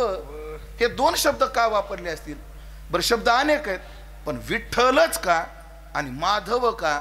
माधव भौतिक सुख देण्याचं द्योतक आहे आणि विठ्ठल आध्यात्मिक सुख देणारा द्योतक आहे. शब्दानं पटवून देऊ. विठ्ठल शब्दाचा अर्थ काय, विगता कुंठा. हा ज्याच्यापासून गती कुंठित होते तो कोण आहे, विठ्ठल. किंवा जो ज्ञान देतो तो कोण, विठ्ठल. म्हणजे आध्यात्मिक सुख देणारं नाव कोणतं आहे, विठ्ठल. आणि माधव शब्दाचा अर्थ काय, मा म्हणजे लक्ष्मी आणि धव म्हणजे नवरा. विधवा म्हणतात ना, विधवा. विगत धवा, जिचा पती वारला तिला काय म्हणतात, विधवा. धव शब्दाचा अर्थ काय, पती. आणि मा म्हणजे लक्ष्मी, लक्ष्मीचा पती. म्हणजे याच्याकडे पाहिलं भौतिक सुखही मिळालं, याच्याकडे पाहिलं आध्यात्मिक सुखही मिळालं. बघा तुम्ही, याच्याकडे पाहिलं आध्यात्मिक सुख सगळ्या संतांना मिळालं, याच्याकडे पाहिलं भौतिक सुखही मिळालं. सगळ्याला माहिती आहे, रामरावणाचं युद्ध ठरलं. हनुमंतराय गेले समजून सांगायला, रावणानं काय ऐकलं नाही, तो काय ऐकायला तयार नाही. आणि मग आता त्याच गावातला कोणतरी फोडला पाहिजे. हनुमंतराय एवढे हुशार, सखा त्याचा पुतण्या, आपलं पुतण्या नाही, पुतण्या नाही ना फोडला हनुमंतानं, एकदम भडका होईना, पेटत दुपत पेटायला लागली. सखा भाऊच फोडला आणि सगळं सांगितलं. आणि जेव्हा रावणानं लात मारली, बिभीषणानं रावणाचा पक्ष सोडला आणि कुठे निघाला, धनुष्कोटीवर निघाला. आता पहा बरं, लय गोड गंमत आहे. निघाले बिभीषणची कुठून, लंकेत. कुठे, रामेश्वरम कडे. पण मनातल्या मनात विचार करायला लागले, अरे मी चाललोय कोणाला शरण चाललोय, रामाला. कोण्या रामाला, ज्यानं वालीचा वध केला त्या रामाला, ज्यानं सुग्रीवाचं रक्षण केलं त्या रामाला. आणि बघा ना म्हणले, काय योगायोग, सुग्रीवाचं माझं दुःख सारखंच आहे म्हटले. सुग्रीवाला मोठा भाऊ त्रास देतो, मलाही मोठा भाऊ त्रास देतो म्हणे. आता साम्य बघा सुग्रीवानी बिभीषणात. सुग्रीव सुद्धा सुग्रीवाला मोठा भाऊ त्रास देतोय, मला सुद्धा मोठा भाऊ त्रास देतोय म्हणले. बरं सुग्रीव रामाला शरण गेला, मी सुद्धा कोणाला शरण चाललोय, रामाला. बरं सुग्रीव रामाला शरण गेल्यावर रामानं काय केलं, सुग्रीवाचा मोठा भाऊ वाली मारला. मग मी रामाला शरण चाललोय, मग माझा मोठा भाऊ रावण मारील काय राम. अच्छा द्या म्हणजे मारू दे, नाही तर काय करू द्या. पण पुढे ऐका आता, सुग्रीवाला मोठा भाऊ त्रास देतो, रामाला शरण गेला, मी चाललोय, त्याच्या मोठ्या भावाला मारलं, माझ्या मोठ्या भावाला मारील का काय. पण सुग्रीवानं जेव्हा वालीला मारलं तेव्हा किष्किंधेचं राज्य सुग्रीवाला दिलं, मग रावणाला मारल्यावर मला देतो का काय, असं सुग्रीवाच्या काय आलं, मनात आलं. आणि बघितल्या बरोबर रामप्रभू म्हणले, आओ लंकेश, देऊन टाकलं. रूप पाहिल्या पाहिल्या भौतिक सुखही मिळालं. कोणाचं, तो विठ्ठल बरवा, तो हा माधव बरवा. तो हा म्हणजे जो परब्रह्म स्वरूप आहे, तो हा जो यशोदेच्या मांडीवर आहे, तो हा विठ्ठल बरवा, तो हा माधव बरवा. त्याच्याकडे पाहिलं साजने आणि मला सुख झालं. का ग, आम्हाला का तसा दिसत नाही, लय आपलं, मला तर लय प्रश्न पडतो. ज्ञानोबा, आता उदाहरणार्थ दीदी ती गुळाची वाटी दे बरं माझ्या हातात, अख्खी द्रोण असं तुम्ही द्या दीदी. द्रोण असं करते बस माय. मी आजकाल कोणाच्या हातचा गुळ खायचा सोडलाय, आखी वाटीच हातात घेत असतो. त्याचं कारण आहे महाराज, एका गावात गेलो, बैठकीत बसलो आणि एका माझ्या समोर असा तंबाखू काढली पोट घालून आणि तोच गुळ द्यायला बसला. कसा गुळ खावटन कोणाच्या हातचा? नाही तुमच्या तुम्ही अहो तुमचे दात सांगतात तुम्ही किती, तुमचा 7-12 आहे तुमचे दात, प्युअर आहेत, काही अडचण नाही, पण ते मनात बसले, बाकी काही नाही. म्हणून आपला गुळ आपल्या हाताने खात असतो. काय जसं न भेटल्यासारखं गुळ आहे, बाकी काही नाही. आता हा काय, लवकर बोला. गुळ आहे हा. गुळ महाराज तुम्ही खाल्ल्यावर कसा लागेल? ओंकार महाराज तुम्ही, अभिजित महाराज तुम्ही खाल्ल्यावर, सुनील महाराज तुम्ही खाल्ल्यावर, पुरुषांनी खाल्ला तर गोड, माता माऊलीने खाल्ला तर गोड, म्हाताऱ्याने खाल्ला तर, तरुणाने खाल्ला तर गोड, लहानपणी खाल्ला तेव्हा गोड, आता खातो तेव्हा गोड, विनेकऱ्याने खाल्ला तर खाणार कोण? गुळ जर गोड आहे तर सगळ्याला काय लागला पाहिजे? गोड. तसं देवाचं नाव जर गोड असेल तर सगळ्याला कसं लागायला पाहिजे? आपल्याला का लागत नाही. सध्याचा काळ असा आहे, लोक देवाचं नाव सोडून सगळी नावं गोड लागायला लागली लोकांना. काही नावं ठेवतात. एका पोरीचं नाव विचारलं का ना, किया. देवा शपथ, तुमच्या जिल्ह्यात गावा नंतर सांगतो. श्रीषा, श्रीषा तरी जरा बरं, किया. मला एक प्रश्न पडतो, मी जर आज तुम्हाला विचारलं तुमच्या आजीचं नाव काय? अंजनाबाई. तुमच्या आजीचं नाव? हा, जानकाबाई. तुमच्या आजीचं नाव? सईबाई, जानकाबाई, अंजनाबाई, केसरबाई. अजून 50 वर्षानं जर एखाद्या पोराला विचार तुझ्या आजीचं नाव काय? किया आजी, श्रीषा आजी. अजून कळस राहिला आर्यन आजोबा. आपण तोपर्यंत बघायला राहणार नाही, तू बघ सोडून द्या. पण प्रश्नच आहे माझ्यासमोर, बघू आता काय होते. देवाचं नाव गोड आहे पण आम्हाला का लागत नाही?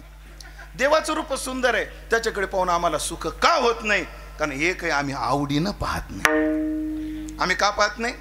आवडीनं पाहत नाही. ते वानरामध्ये चर्चा चालू झाली आणि वानरांमध्ये काय रे आपण युद्ध कोणासाठी केलं? म्हणे सीतेसाठी. कोण रे सीता? म्हणे रामाची बायको. खरे म्हणे रामाची बायको आणि त्यासाठी आपण युद्ध केलं. कोणाची मैस आणि कोणाला उठ बैस? पण रामासारखा एवढा मोठा माणूस त्या सीतेच्या नादी कस काय लागला? वानरा चर्चा चालली. ज्या अर्थी रामप्रभू सारखा माणूस सीते करता एवढं करतोय, नक्की सीता सुंदर असली पाहिजे. तुला झाले का रे कधी दर्शन? नाही. तुला रे? नाही. तुला रे? नाही. आपल्याला आईसाहेबाचं दर्शन घ्यायचं? हो घ्यायचंय. हनुमंतरायाकडे इच्छा व्यक्त केली, आम्हाला आईसाहेबाचं काय घ्यायचंय? दर्शन. आणि दुसऱ्या दिवशी खडकावर आईसाहेब बसल्या. दक्षिणे लक्ष्मणो यस्य वामे तू जनका आत्मजा, अशा बसल्या. आता माझ्याकडे बघावं लागेल 1 मिनिटासाठी. ते वानर यायचे, रामप्रभूचं दर्शन घ्यायचे, समाधानी. आणि सीतेकडे गेली की असे करायचे.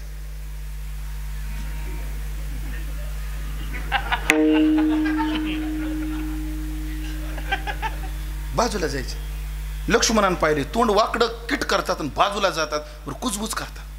काय अक्कल आहे करा आम्हाला? अशी कुठे बायको असते का?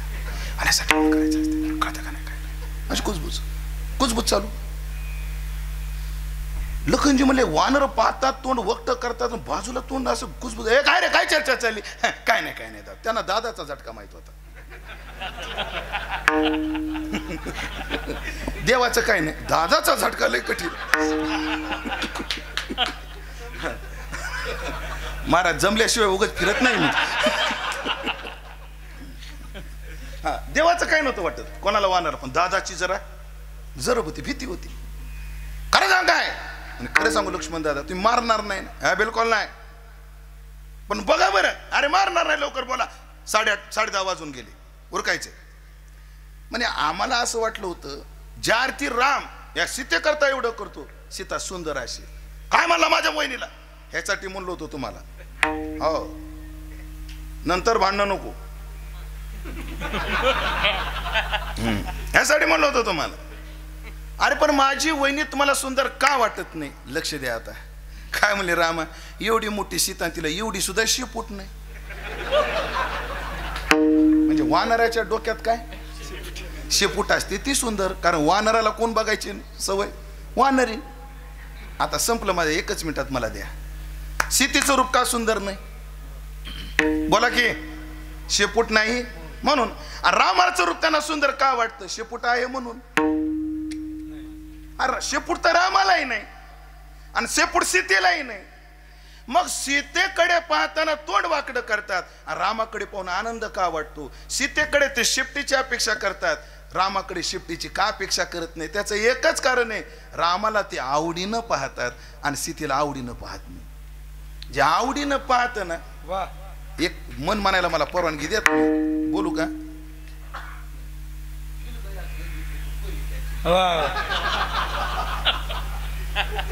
असे आपल्याकडे काय मन आहे की नाही?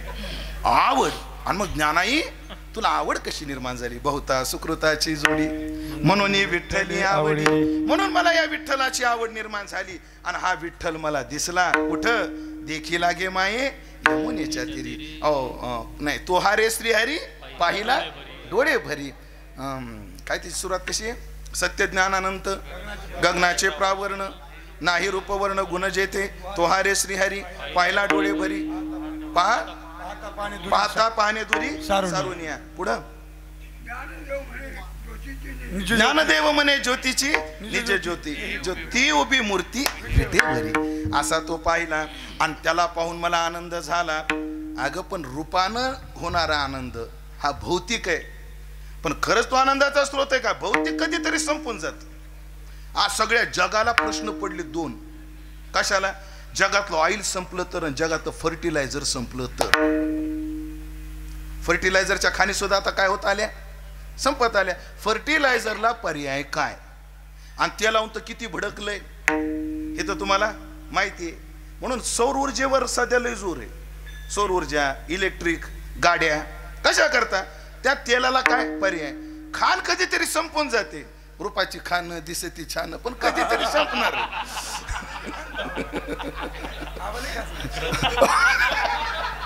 कोपरगाव जवळ गाव आहे ना त्यांचं.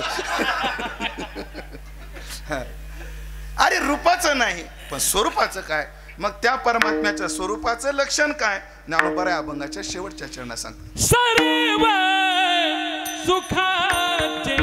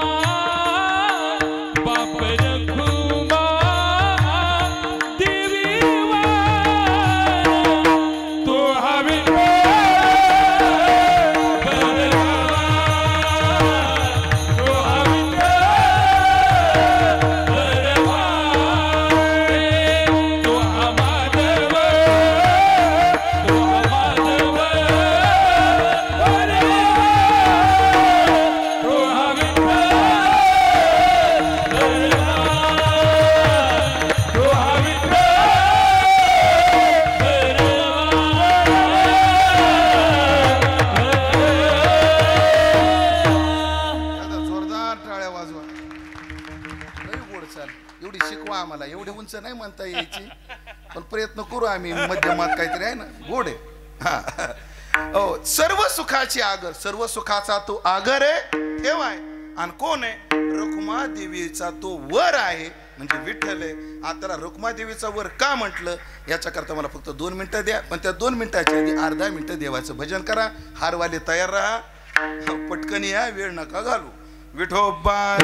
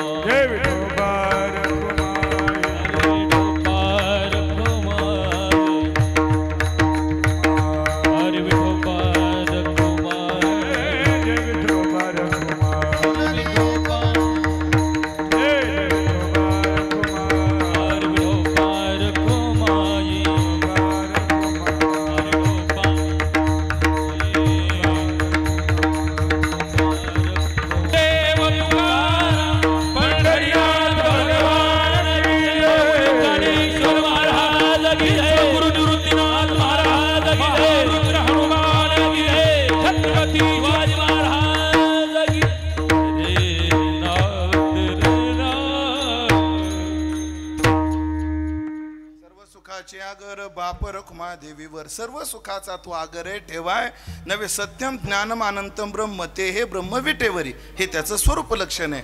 पण तो कोण आहे? रखुमा देवीचा वर आहे. खरं तर असं नाही म्हणायला पाहिजे. माणसाचा परिचय बायकोच्या नावानं करून देऊ नये, हा अपमान आहे. शास्त्र म्हणतं स्वतःच्या नावाने परिचय फर्स्ट क्लास, बापाच्या नावाने ओळख सेकंड क्लास, सासऱ्याच्या नावाने ओळख थर्ड क्लास, आणि ज्याची बायकोच्या नावाने ओळख त्याला क्लासच नाही. कोण हो? हे रामभाऊ एक नंबर. हे कोण हो? अहो ते नाहीत का दत्ता पाटील, त्यांचे मोठे चिरंजीव 2 नंबर. हे कोण हो? अहो ते शिरपतराव आहेत ना, त्यांचे धाकले जावई 3 नंबर. हे कोण? शांतीचा नाव आहे ना, ह्याला क्लास नाही. बायकोच्या नावाने परिचय करून देऊ नये माणसाचा, तो अपमान आहे. पण ह्याचा परिचय वारंवार बायकोच्या नावाने. एक दरीला चित्ती सदा माझे डोळे रखुमाईच्या आलो निजाच्या माहेरा भेटी रखुमाईच्या वर. असं का बरं? का बरं? त्याचा काय भाव आहे? त्याचा 1 मिनिटात भाव सांगतो. पहिला भाव असा आहे की याला बायका 16,108 आहेत. कोणाला? देवाला. पण रुक्मिणीला हा एकटाच आहे. तसं देवा तुला भक्त अनेक आहेत, पण आम्हाला तू एकटाच आहे हे दाखवण्याकरता रखुमा देवीवर एक. आणि दुसरी व्यवहाराची पद्धत. दुसरी व्यवहाराची पद्धत काय? आपल्या गावाचं नाव काय? लखमापूर. अभिजित महाराज तुमच्या गावाचं नाव काय? राजापूर. राजापूर लखमापूर. कल्पना करा, लखमापूरची पोरगी राजापूरला दिली. पोरगी कोणाची? लखमापूरची. दिली कुठं? राजापूरला. आधी सगळ्यात आपण हे पाहू, रुक्मिणी पांडुरंग. आपण रुक्मिणीच्या गावचे का पांडुरंगाच्या गावचे? रुक्मिणी महाराष्ट्रातली आणि पांडुरंग द्वारकेहून आला, म्हणजे गुजरातचा. द्वारकेचे केने आली याची टाया, किंवा गोकुळीहून झाला येता म्हणायचं असेल तर उत्तर प्रदेशातला. आणि रुक्मिणी कौंडण्यपूरची म्हणजे महाराष्ट्राची. रुक्मिणी महाराष्ट्राची आणि पांडुरंग गुजरातचा. आपण कोणाच्या गावचे? काय तेवढा अवघड प्रश्न नाही. आपण कोणाच्या गावचे? रुक्मिणीच्या गावचे, आहे की नाही? रुक्मिणीच्या गावचे. कसं आहे? का बरं पडतं अजून? रुक्मिणी रुसलीन कुठं आली? महाराष्ट्रात आली. कारण बाया रुसल्यावर कुठं जातात? विहिरीकडं. कोण म्हणलं? तुम्ही म्हणलं का विहिरीकडं? नाही ना, माहेरात जाते. रुक्मिणी रुसलीन कुठं आली? माहेरात आली. म्हणजे आपण रुक्मिणीच्या गावचे. आता दृष्टांतात या, लखमापूरची पोरगी आणि राजापूरचा पोरगा. लखमापूरच्या पोरीचं नाव ठकू. नाव बरे का बदलायचं? बरे. आणि राजापूरचा डिगू, आहे का नाही? म्हणजे लखमापूरची ठकू कोणाला दिली? राजापूरच्या डिगूला दिली. परत सांगा, आपण कोणाच्या गावचे? अहो तुम्ही ठकूच्या का डिगूच्या? काय माणसे तुम्ही? आपण कोणाच्या गावचे? ठकूच्या गावचे. ठकू कुठलची? लखमापूरची. डिगू कुठलचा? राजापूरचा. लग्न झालं. लग्न झालं आणि ठकू कुठे गेली? नांद्याला राजापूरला गेली. पण आपण कोणाच्या गावचे विसरू नका. कोणाच्या गावचे? ठकूच्या. आणि मग डिगून गाडीला किक मारली आणि ठकू गाडीवर फिरायला लागली. कुठं? राजापूरमध्ये. राजापूरचे लोक म्हणले, का रे डिगूच्या पाठीमागं बसलेली कोण आहे? अरे त्याचं लग्न झालं. ठकूची डिगू आहे, आपल्या डिगूची ठकू आहे. डिगूची ठकू आहे. पण ठकू मोठी पारमार्थिक. कारण ती कोण्या गावची? ती डिगूला म्हणली, होय हो गावामध्ये सप्ताह आज उमेश बुवाचं कीर्तन आहे, चला ना कीर्तनाला जाऊ आपण. चल म्हणला. म्हणून गाडीला किक मारली. कोणी? डिगूनी. गाडी कोण बसली? ठकू. गाडी कोणाची? डिगूची. तुम्ही कोण्या गावचे ते राहिलं मला विचारायचं. तुम्ही कोण्या गावचे? ठकूच्या गावचे. ठकूच्या गावचे. आणि मग डिगून ठकूला घेऊन गाडी घेऊन कुठं आली? लखमापूरला. पूर्ण अरे गावातली माणसं म्हणलं, हे ठकू कोणाच्या गाडीवर बसली? अरे लग्न झालं ना, तो ठकूचा डिगू आहे. राजापूरमध्ये डिगूची ठकू आणि लखमापूरमध्ये ठकूचा डिगू. तसं जेव्हा पांडुरंगाच्या गावात जाऊ तेव्हा पांडुरंगाची रुक्मिणी, पण जेव्हा रुक्मिणीच्या गावात येईल तेव्हा रुक्माईचा पतीच म्हणावं लागेल ना. रुक्माईचा पती. कारण आपण कोणाच्या गावचे? ठकू काढा आता रुक्मिणी म्हणा. अजून ठकू जाणार डोक्यातली. आणि रुक्मिणी आपल्या गावची आणि आपल्या गावात देव आल्यामुळे रखुमाईचा पती बाप रखुमा देवीवर सखी असा पाहिला आणि माझ्या जीवनात सुख झालं ज्ञानेश्वर.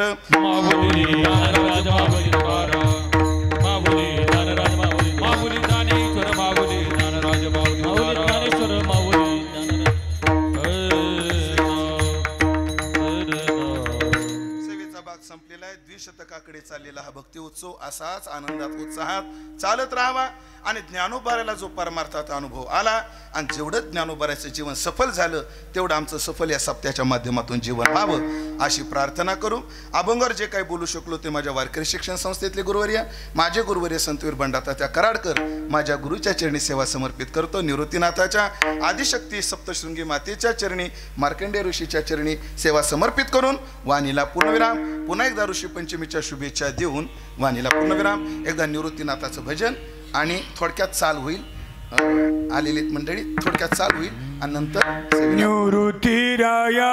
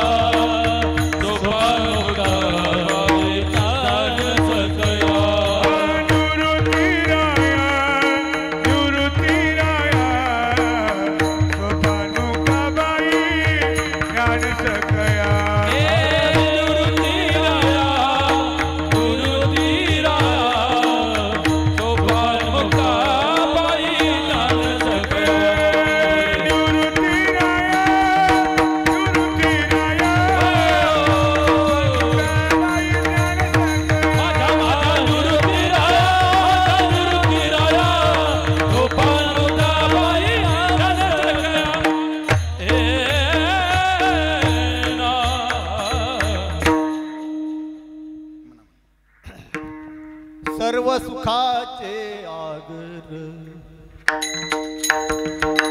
सर्व सुखाचे आगर सर्व सुखाचे आगर सर्व सुखाचे आगर आगर सर्व सुखाचे आगर आगर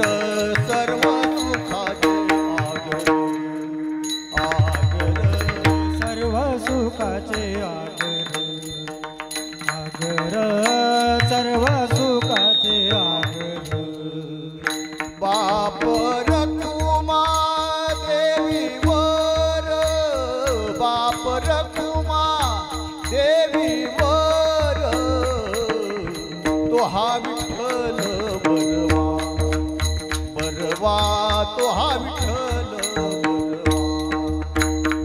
बाप रखुमा देवीवर बाप रखुमा देवीवर तो हा विठ्ठल बरवा बरवा तो हा विठ्ठल बरवा तो हा माधव बरवा